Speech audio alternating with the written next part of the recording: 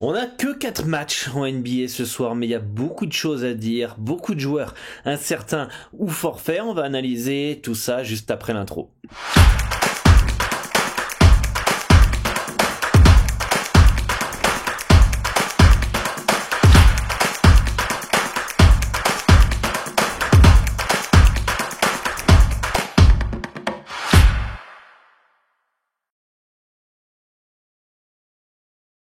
Salut à tous, ici Dorado, votre expert en Paris sportif, spécialiste basket pour une nouvelle émission. On va analyser aujourd'hui les 4 matchs du jour en NBA. J'espère que vous avez la forme. Je vais vous partager mes avis, mes analyses, mes informations, mon expérience pour vous aider à faire vos pronostics et vous permettre de confronter vos analyses aux miennes. Bienvenue à tous les nouveaux. N'hésitez pas à vous abonner sur la chaîne et d'activer la cloche des notifications pour ne louper aucune des prochaines vidéos. On s'approche des 10 000 abonnés sur YouTube, donc j'espère qu'on va exploser ce cap, ce cap symbolique, et un grand merci à tous pour votre soutien, pour vos likes, vos commentaires, ça fait super plaisir. Sachez les nouveaux ou les anciens, si vous ne l'avez toujours pas fait, que vous pouvez télécharger le guide que j'ai pu faire. Je vais vous montrer ça à l'écran avec les principaux arrivées, départs, mon avis sur chaque équipe pour que vous ayez déjà un aperçu déjà de ce que je pense, un aperçu des équipes si vous voulez apprendre à connaître les différentes équipes en NBA, et en plus en téléchargeant ce guide vous participerez automatiquement à ma formation gratuite où je vous explique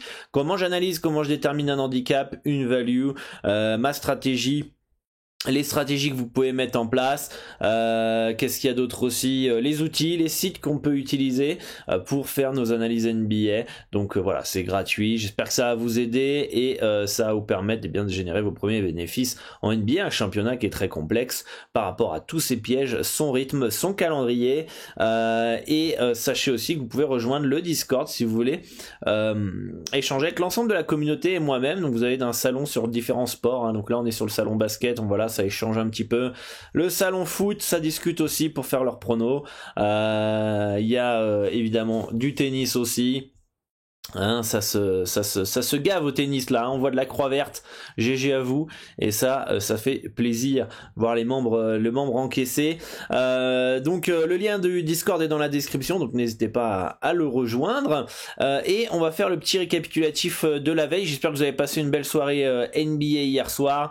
Pour ma part ça a été mitigé, et vous me dites en commentaire ce que vous aviez. Donc les Nets qui s'imposent de manière on va dire un petit peu difficile face à Cleveland, victoire de 5 points, grosse deuxième mi-temps, mine de rien. On a les Hornets, on sait que Washington, Charlotte, ça pouvait partir dans tous les sens, c'est parti du côté de Charlotte qui s'impose à Washington. Atlanta, alors j'avais Atlanta moins 12,5 après l'information de Shai Gilgeous-Alexander forfait, voilà, ça gagne de 12, donc j'ai perdu pour 0,5 points. Quatrième quart-temps, 30-20 pour le Thunder. On remerciera le relâchement des Hawks. Boston qui s'impose facile face à Houston. Évidemment, ça pouvait pas faire ça à Houston quand on les avait contre New York ce week-end. Indiana qui explose les Bulls avec le back-to-back, troisième match en 4 jours, etc. Je m'attendais quand même à plus de résilience, quand même, de résistance pour les Bulls de Chicago. Quand même là il y a gros viol à domicile. Les Bucks qui cette fois-ci ne se relâchent pas et met la branlée face au Magic, pour la petite anecdote, ce week-end j'avais un moins 11 pour Milwaukee, contre Orlando, c'est même Orlando, ça menait de 29 presque à la fin du troisième quart-temps, et finalement ça se fait remonter et ça gagne uniquement de 9, donc pour un panier je perds aussi. Donc en ce moment on n'est pas verni quand même, alors on peut voir un 36-18 dans le quatrième quart-temps, mais bon, il y a quand même 30 points d'écart. Donc GG à tous ceux qui avaient les Bucks hier, qui ont réinsisté en pensant que cette fois-ci les Bucks allaient mettre la branlée. Minnesota qui se réveille, qui tape les Pélicans chez eux. Moi je trouvais quand même que la cote des Pels était intéressante. D'ailleurs, sur le Discord, vous étiez nombreux à avoir pris les Pélicans et être d'accord avec moi. On s'est fait éclater, c'est comme ça. Après, ça veut pas dire que vous avez perdu un bet, que vous avez forcément eu tort. Ça, c'est ce que les parieurs lambda ne comprennent pas. C'est pas parce que vous perdez un pronostic que vous aviez raison et que c'était un bon pronostic et qui avait vraiment valu, que c'était un pronostic qui était rentable sur le long terme. Et quand vous en avez... là, je me suis embrouillé, mais quand vous en avez gagné un, ça veut pas dire qu'il était été bon aussi. Et quand vous avez perdu, c'est pas qu'il était mauvais. Moi, j'ai perdu des bêtes avec des anticipations de malade mental. Je vous donne un exemple ce week-end en Allemagne. On avait validé Saint-Heinix plus 10,5, plus 11,5. Je crois que ça a closé à plus 5. On avait 5-6 points d'avance sur l'handicap d'ouverture. Donc là, ça a une tendance à indiquer quand même qu'il y a une énorme value, mine de rien, sinon ça chute pas comme ça. Et malheureusement, Saint-Heinix a perdu de 30 points quand même. Donc ça veut pas dire que vous aviez forcément pris un bon bet. Alors après, ça veut pas dire que vous avez une légère anticipation. Enfin, c'est bien plus complexe que ça. Je vais pas rentrer dans les détails pour pas faire une vidéo de ce style, mais non, c'est pas parce que vous gagnez un bet que vous avez raison et que c'est un bon bet et que il est rentable sur le long terme, et ça veut pas dire que vous avez perdu un bet. Donc des fois faut relativiser, voilà, c'est qu'un prono, il y en aura d'autres et c'est tout. Donc voilà, moi j'estime que Pélican était capable de gagner chez eux contre Minnesota. À 2,50 ça me semblait intéressant. Voilà, c'est pas passé. Donc voilà, mais bravo à tous ceux qui avaient les Wolves, hein. Autant c'est vous qui aviez raison, il y avait une énorme value sur les Wolves. Phoenix qui s'en sort, qui s'impose facilement face à San Antonio. Bon, ça gagne que de 4, hein, mais on voit qu'ils sont un peu relâchés dans le quatrième, hein, 36-25. Memphis qui crée la surprise, qui s'impose face à Utah, ça fait plaisir, hein. On avait Memphis plus 10 hier sur le club, donc au moins il y a ça qui passe, et ça fait zizir. Et enfin le dernier match, les clowns, on va appeler les nouveaux clowns de Sacramento, qui s'inclinent face à des Sixers à poil, sans Harris, sans Embiid, sans Simmons. Je crois même que Seth Curry, il est incertain pour le prochain match. J'ai même pas fait gaffe à ce qu'il a joué, ce con. Parce que des fois il y a des infos qui tombent de partout. Il y avait même pas Seth Curry. Oh, la blague. Ah, la blague, il n'y avait même pas Seth Curry pour les Kings. On peut voir qu'ils perdent de 13 points le quatrième quart-temps. Bravo à vous. Donc moi j'avais les Kings -2, qui étaient bien anticipés, hein. Ça close à -4,5. En même temps avec les infos, peut-être même plus, avec les infos Harris et Curry, bon, on pouvait pas mettre Sacramento outsider chez eux quand même, faut pas déconner. Mais bon, c'est des clowns et ils ont perdu. Donc voilà, pas une soirée de ouf ici. Mais bon, c'est qu'une soirée, on va continuer à se faire confiance, et la saison est encore très très très longue. Donc voilà les amis, petite anecdote, l'année dernière j'avais commencé début de saison à -10 à peu près en NBA, peut-être -11 ou -12, on avait fini la saison à plus 25 unités. Ça fait un delta de 35 U. Donc voilà, il y a des moments qui sont un peu plus compliqués, notamment en début de saison pour cerner les équipes. Et puis après, il y a forcément un moment où tu peux avoir un gros good run. Donc voilà, perdez pas espoir les amis, gardez le cap sur votre stratégie. Soyez fort mentalement et voilà, tout va bien se passer. Tout va bien se passer si vous misez de l'argent dont vous êtes prêt à perdre. Donc voilà un petit peu, ça c'était un long récapitulatif, mais ça vous donne des petits rappels de betting, ça vous donne des petites notions aussi de betting, et ça peut faire que vous faire progresser. Et si vous avez passé une mauvaise soirée comme moi hier, qui reste qu'une soirée, faut relativiser, vous pouvez voilà, garder entre guillemets espoir. C'est pas la fin du monde, et c'est pour ça qu'on a un money management. Donc voilà, on essaye de se soutenir dans les mauvais moments comme dans les bons moments les amis, et c'est ça qui est important, c'est la force de la communauté Dorado. On n'est pas dans le jugement, on n'est pas dans la mesure de kékette, on est là justement pour progresser ensemble et avancer ensemble. Donc voilà, n'hésitez pas à rejoindre le Discord, lien dans la description. Bon, on va partir sur les analyses. J'aime bien faire des petits longs apartés comme ça, sur les petites cartes comme ça où il n'y a pas forcément grand chose à dire. Ce soir là on va commencer par Miami face à Détroit. Miami par logiquement favori à Détroit. Miami qui est une équipe qui est costaud, hein, qui a du talent de partout, qui joue dur, qui est fort défensivement des deux côtés du terrain. C'est peut-être une des équipes les plus complètes de la NBA, hein, pour ma part. Je trouve qu'ils ont vraiment tout pour pouvoir casser des couilles en playoff, et je serais pas étonné que ça aille en finale encore cette année, hein. On verra un peu les carrés des playoffs, etc. Mais demain vous me mettez un Bucks Miami en finale, je suis pas en finale de conférence, je suis pas surpris si Miami repasse comme dans la bulle et aille en finale, hein. Franchement ils ont vraiment tout pour Bah pour saouler quasiment toutes les équipes sur 7 matchs. Le problème de Miami, bah c'est faut qu'il soit à fond en fait. Je trouve qu'en saison régulière, ces 2 dernières saisons, ils sont un peu coup-ci coup-ça, un coup oui, un coup non. Là, ils se déplacent à Détroit. Logiquement, ils doivent gagner, mais c'est pas un déplacement simple, les Pistons, et les Lakers l'ont vu lors du dernier match. Demain, ça rejoue Miami, ça va où demain? Je vais vous dire ça, mais ça rejoue demain. Ça va à Minnesota, je crois. Hein. Ouais, c'est ça va à Minnesota. Je vais regarder la configuration de Miami sur les prochains matchs, mais est-ce que c'est pas un match où finalement ils vont en profiter, peut-être pas pour faire tourner, mais peut-être pour pas jouer à fond. Donc on va aller vérifier ça vite fait. Hop, Miami match. Voilà, donc on a Détroit aujourd'hui, Minnesota demain, ensuite ça va à Chicago, et ensuite ça reçoit Denver. Donc là, ça c'est les prochains matchs, c'est les prochains matchs du Heat. Donc ça reste quand même leur match le plus abordable et le plus facile, sachant que demain ils sont en back-to-back. Je pense que ce soir ou demain, ça va être un match un peu piège. Ça va être un match un peu piège. Le raccourci le plus rapide, ce serait se dire que c'est demain que Miami risque de perdre et risque de galérer contre Minnesota, vu la forme de Minnesota en ce moment. Hein. C'est monstrueux. Minnesota, ça joue le titre en ce moment. Ça pourrait être demain. Mais c'est quoi? J'essaie de me mettre à la place des joueurs de Miami. C'est quoi qui te motive le plus? Jouer Détroit ce soir ou jouer potentiellement Minnesota demain? Déjà ce soir j'aurais pas une motivation de dingue moi. Jouer ce soir à Détroit contre Détroit, sachant que demain je dois aller à Minnesota, il doit faire froid en plus à Minnesota en ce moment. Voilà. Et tu joues dans un 3e match en 4 jours back to back, parce qu'à mon avis ça va être ça, hein, si je regarde bien. Alors là on aurait 1-1, il faudrait qu'ils aient joué avant-hier. On est le combien là? Je suis perdu. On est quel jour là?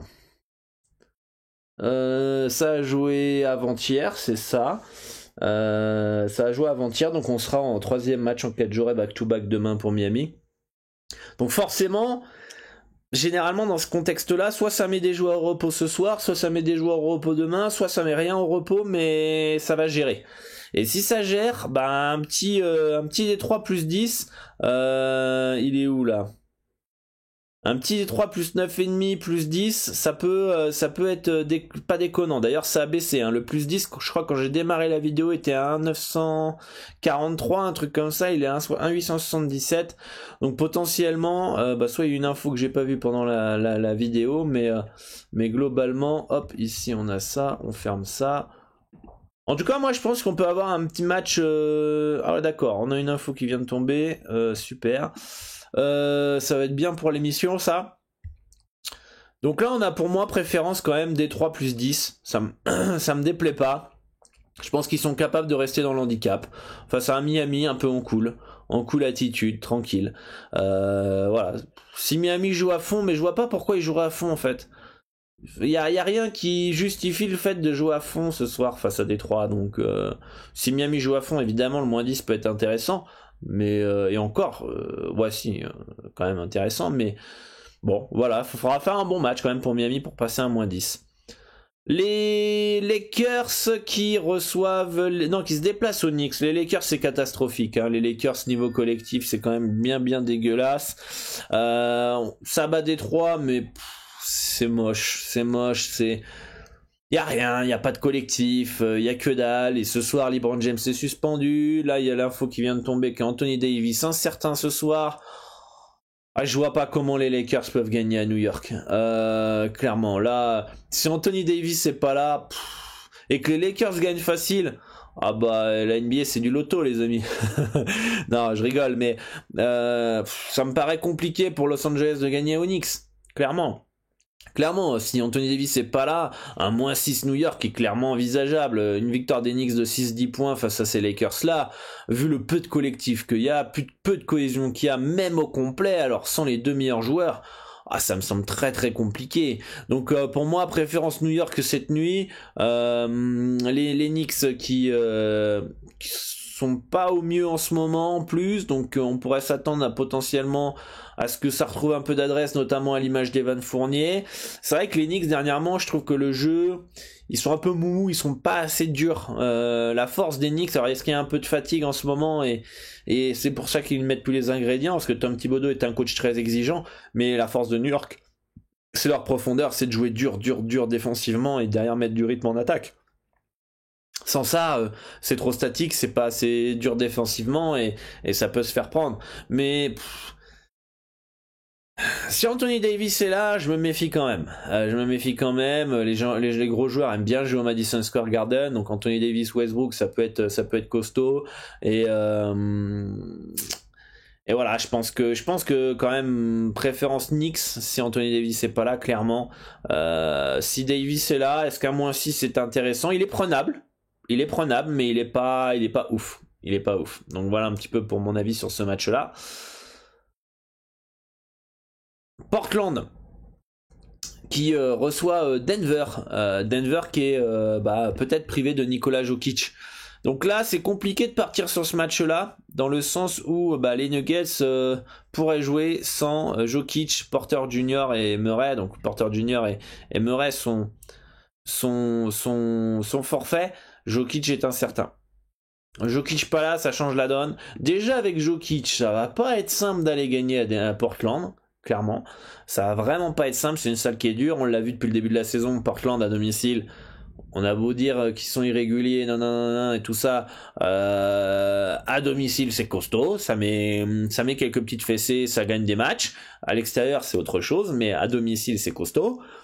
S'il n'y a pas Jokic, à -6,5 me semble intéressant. Si Jokic est là,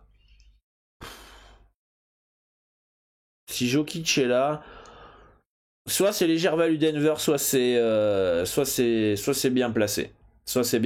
Mais en tout cas, très difficile de se prononcer sur ce match-là. Prendre les Blazers maintenant, vous avez Jokic qui est là dans la soirée, là on annonce que Jokic est là. Putain, t'es dégoûté quoi.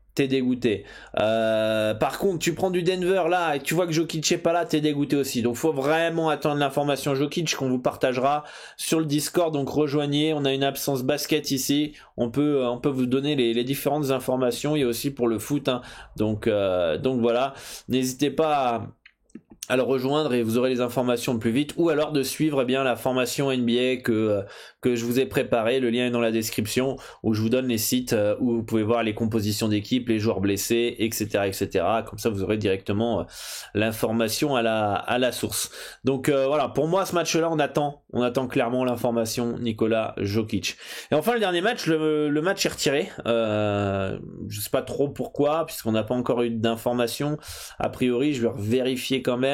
Non, on n'a pas plus d'infos. Je trouve ça étonnant que le match des Lakers soit toujours là, mais pas celui de Dallas. On a Luka Doncic qui est incertain. Donc Luka Magic qui est incertain pour ce soir. Sa présence va déterminer beaucoup de choses aussi sur cette rencontre. Va falloir attendre sa présence ou non pour Luka. Avec lui, les Mavs sont capables de gagner à Los Angeles. Clairement, on a vu que le premier match, en plus, les Clippers ont gagné à l'arrache, alors qu'il n'y avait pas le Slovène. Donc avec lui, ils peuvent gagner. Après, dans quel état de forme il sera? Est-ce qu'il sera à 100%? Est-ce que finalement, ils vont pas le limiter en termes de jeu? Ils vont pas forcément, prendre des risques avec lui, sachant que, voilà, on peut voir écrit ici, Luka Doncic a avoir aggravé sa blessure à son cheville gauche, après l'entraînement de lundi. Donc à voir Luka Doncic. C'est vrai que cette news ne sent pas bon. La news est tombée hier, donc c'est récupéré dans la nuit ou pas, mais c'est vrai que ça sent pas bon pour sa présence quand même malgré tout, mais il est incertain, donc faut attendre un petit peu les nouvelles. Je pense que sans lui les Clippers sont un bon avantage. Mais on a vu quand même que si ça prend de haut un peu cette équipe des Mavs, ça va être compliqué. Je crois que le H était en plus de -5,5 pour les Clippers. Bon, Difficile. Tant qu'on sait pas plus sur Luka Doncic, c'est difficile de se prononcer, évidemment. Ça change la donne s'il est là ou il est pas là. Donc rejoignez encore une fois le Discord si vous voulez les infos ou suivez ma formation NBA pour avoir les sites. Mais en tout cas, là, on est un peu bloqué sur les 2 derniers matchs Portland, Denver et Clippers Dallas, puisqu'on a les 2 meilleurs joueurs de chaque équipe, enfin le meilleur joueur de chaque équipe qui est incertain pour la rencontre, donc ça aide pas les choses. Donc voilà, pour faire un résumé, on attend les infos pour ces rencontres là. Les Knicks, si Anthony Davis est pas là, sinon c'est un bon no bet. Et enfin Détroit plus 10 qui me semble intéressant pour cette nuit, en espérant que Miami ne joue pas à fond. Voilà, dites-moi en commentaire ce qui vous intéresse en NBA ce soir. Bonne chance à tous pour vos pronostics. Je vous prépare une conférence web sur le thème suivant, comment réussir son suivi de tipster. Ça c'est quelque chose que je vois, il y a beaucoup de parieurs qui ont du mal avec le suivi de tipster, pensent que ça va être facile. Donc je vous prépare un PowerPoint, je vous prépare une conférence qui va vous montrer pas à pas que faire et quoi faire dans un suivi de tipster pour que ça se passe bien et que vous ne soyez pas en PL. Voilà, je pense qu'à mon avis cette conférence va durer peut-être entre 45 et 1 heure, 45 minutes et 1 heure, donc voilà, soyez prêts en jeu quand même, mais et je pense que ça sera très important pour vous parieurs si vous voulez suivre des tipsters à mettre en place pour que vous soyez serein dans votre suivi. Voilà, j'espère que ça vous fait kiffer et on essaye d'aider un maximum les parieurs et je vous fais une grosse bise et à très très bientôt pour une nouvelle émission. Ciao ciao.